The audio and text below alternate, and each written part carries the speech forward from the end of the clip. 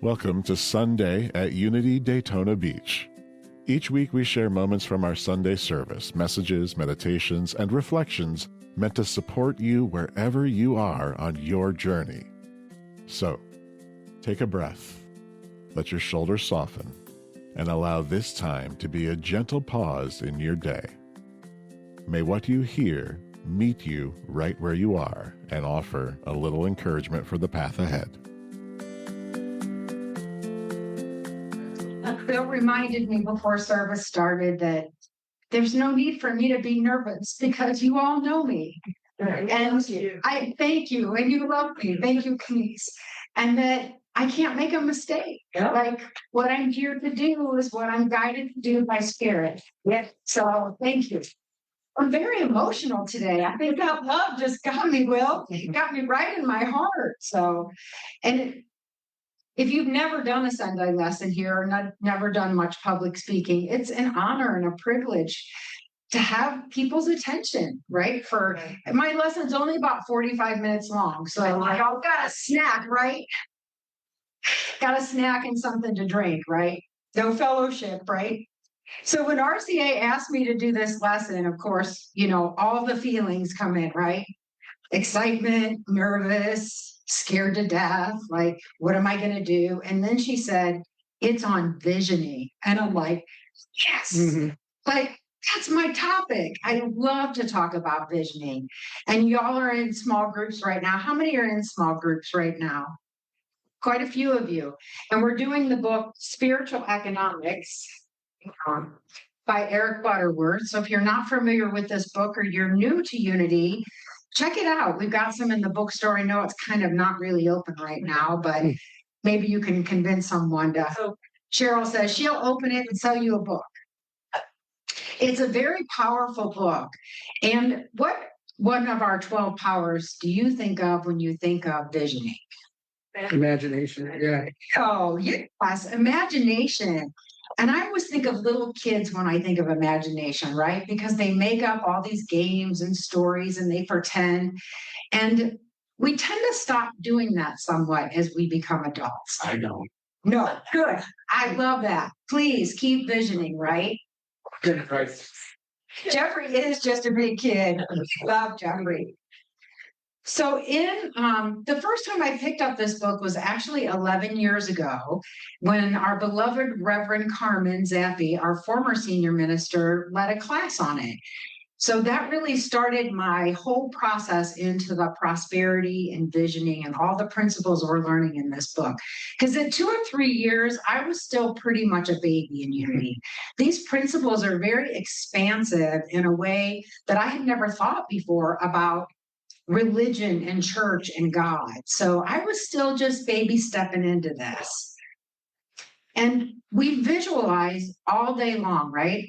If we really think about it, everything we do in our thoughts are visioning. And where is our visioning going?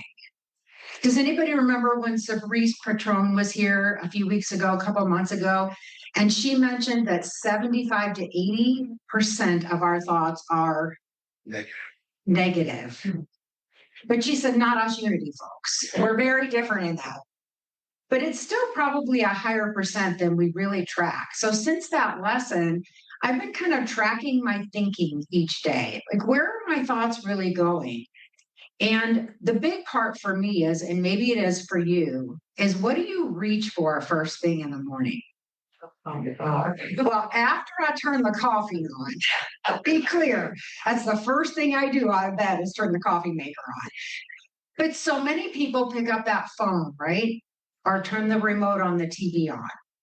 So I've started a new practice not that long ago that at least 30 minutes the phone is set aside so that I can have my morning time, right? And visualize the life that I really want. Because I don't want to start my day worrying about what's going to happen in the world, which I have absolutely no control over, right?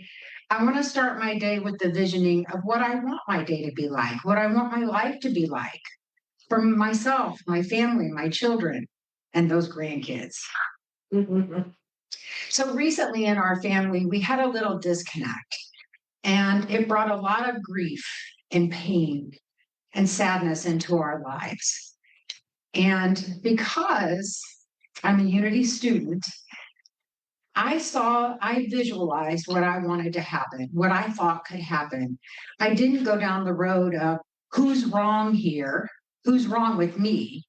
I went down the road of what do I want this to look like?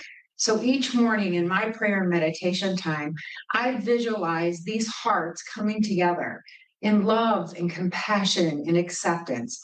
And every time I thought of that situation all day long, that's where I went. My heart went to that. And can I tell you, it felt like forever. And it was just a couple of months.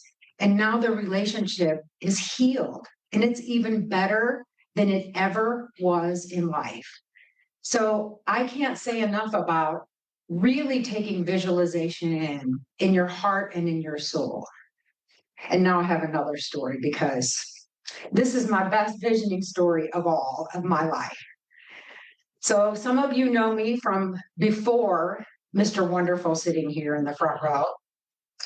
And I started doing my work when I came to this church to create the life that I wanted. And that included a partner that I hate the complete me part, but the partner that would do all the things together. We would laugh and we would dance and we would kiss and we would cook and we would travel. Like we would have this amazing life. And I dreamed big, believe me, very big. So my bestie, who just left here today visiting from Michigan, and I were going to San Diego for a women's conference. Well, guess what happened in 2020? We locked down in COVID. So we postponed the trip. Finally, the fourth time we had planned the trip, the Airbnb said, y'all are losing your money if you don't come. So we hopped our heinies to San Diego, California. And yeah, first time for both of us. It was new to us. And we like to do things like that together. We've been friends for 36 years. And so we go on this little sunset sail, like picture this in the San Diego Bay, right?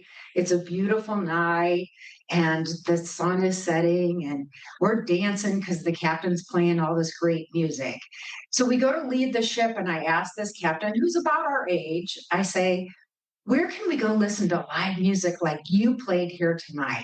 And he gave me the name of a place, and luckily I put it in my phone because I don't know about you, but my memory ain't what it used to be anymore.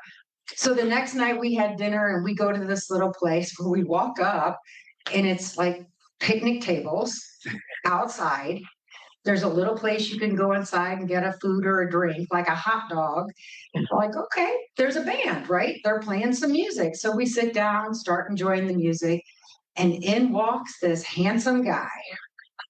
And he literally walks behind us and stands like right where that wall is, just kind of leaning up against it. So I'm like, looks pretty good. So I walked over. I was in sales for 25 years. If you don't know me, I'm pretty bold. And I walk over and I ask him to dance. Well, he says, well, sure. So we three of us just dance the night away and have a blast. We meet up for breakfast the next morning, the three of us, and then we all go to dinner that night. And Bill and I agreed that there was something there. So I left the next morning to head home and we exchanged numbers. The love of my life. And he called and we texted, and 2 weeks later, he flew from San Diego to Florida to see if we had something. And it was just a couple of days and it felt really special and powerful. So he goes home and packs his van and drives from San Diego, California to Longwood, Florida, was where I lived at the time. That's a long darn way. And 23 days after we met, he moved in with me. Now, what do you think my family and my friends do? She has lost her mind again. Be clear, that was not the first time I've ever lost my mind. But we both knew in our hearts that it was something special. And I can tell you why. Because I started a visioning process a decade before of what it would feel like when I met that person, what it would feel like to go to bed every night together in each other's arms, what it would feel like to travel and laugh and play and dance. And it worked. Like I had an empty nightstand with a lamp. I had an empty half of my vanity in my bathroom waiting for him. Half of my closet, now I'm a woman, half of my closet was empty. And he did not believe it till he got there to move in, that there was room in my heart, in my home, and in my life for him. And it's all because I believed it. You've got to have that. You can vision all you want, but if you don't believe in your heart and soul that you will get that, you might not, or you might not get exactly what you wanted. And we pray at Unity, this or something better, right? Thank God I prayed for something better because this man is the something better. He is the icing on the cake for me. So which window are we looking out each day? When we put our glasses on, do we put God-colored glasses on so we can see the world from God's point of view, right? Because it is the Father's good pleasure to give us the kingdom, right? Always, in every single solitary day. And it's hard today, especially if you watch the news or you read anything. It's hard to have God-colored glasses on all the time. I get that. It's challenging for me too. But I also remember that God is always present in everything. We are all children of God, and He wants us to have all that we desire.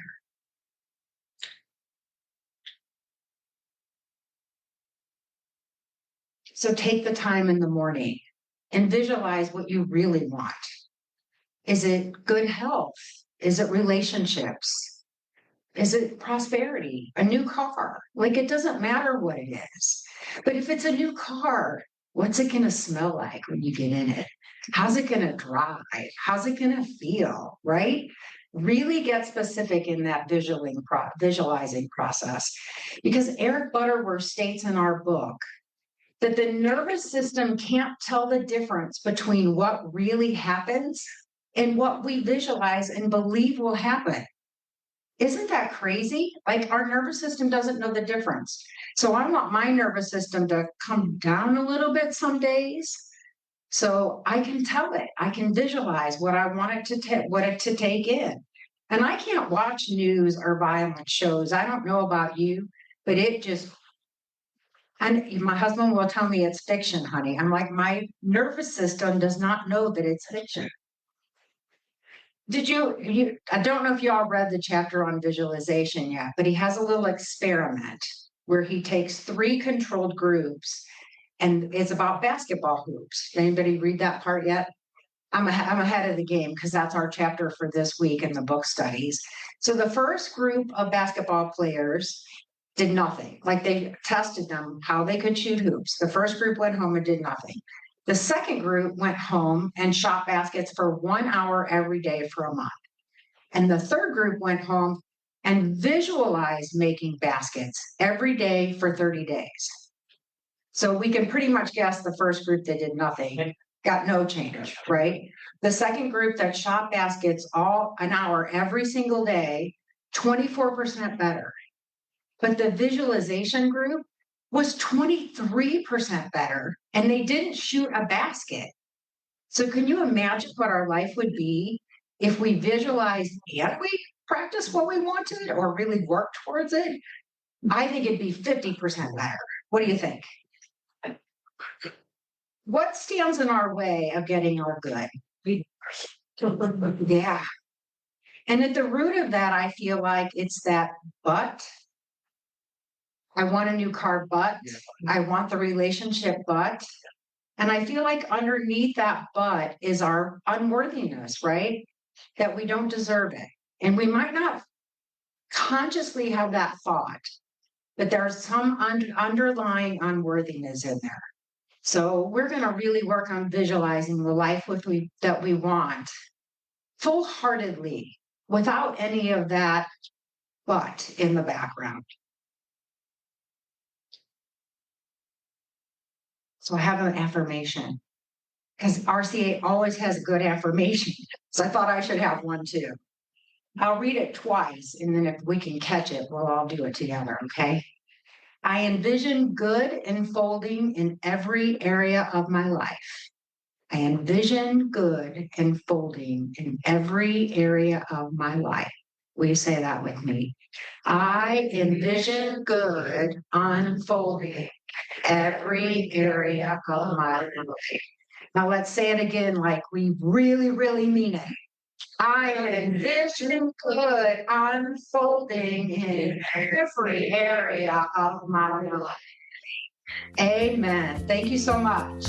Thank you. As you return to your day, may you move with a little more ease, a little more awareness, and a deeper trust in the good that is already unfolding. Blessings on the journey.